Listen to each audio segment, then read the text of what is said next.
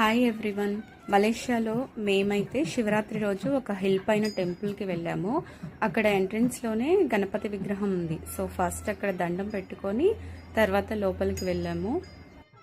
ఇక్కడైతే మా హస్బెండ్ పిల్లల్ని ఎత్తుకొని గంట కొట్టిస్తున్నారు.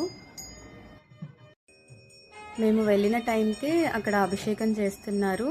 చాలా టైం పట్టింది అభిషేకం అంతా అయ్యేసరికి. మేమైతే ఇంకా అక్కడే కూర్చొని ఉన్నాము అభిషేకం అంతా అయిపోయే వరకు. ఆ తర్వాత అలంకారం చేసి హారతి ఇచ్చారు. ఇంకా దండం పెట్టుకొని కాసేపు అక్కడే కూర్చున్నాము. ఆ పూజ టైంలోనే పెద్ద గాలి అండ్ వర్షం పడింది. మేమైతే సగం తడిచిపోయాము. హిల్ పైన కాబట్టి ఇంకా ఎక్కువ గాలేసింది.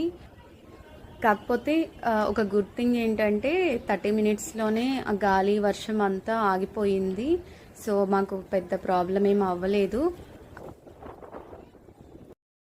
ఇక్కడ చూడండి వ్యూ ఎంత బాగుందో. కౌలాలంపూర్ సిటీ అంతా కనిపిస్తుంది.